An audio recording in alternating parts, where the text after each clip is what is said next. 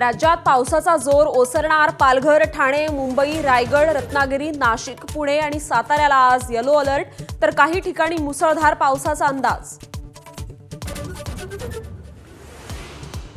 राज्य मंत्रिमंडळाची आज बैठक। अतिवृष्टी आणि पूरग्रस्तांना काय मदत मिळणार याकडे लक्ष, तर दिवाळीपूर्वी मदत मिळावी शेतकऱ्यांची अपेक्षा।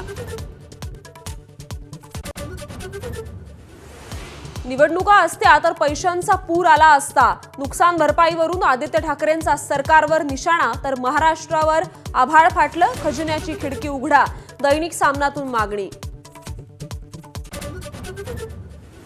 अहिल्यानगरमधील राड्या प्रकरणी 200 जणांवर गुन्हा दाखल। आतापर्यंत 39 जण ताब्यात। तोडफोड आणि रिक्षांच्या काचा फोडल्याचा नवा व्हिडिओ समोर। रांगोळीवरून झालेल्या राड्यानंतर अहिल्यानगरमध्ये तणावपूर्ण शांतता। एमआयएमचे अध्यक्ष असदुद्दीन ओवेसींची अहिल्यानगरच्या मुकुंदनगरमध्ये सभा, मात्र पोलिसांकडून सभेला परवानगी नाही।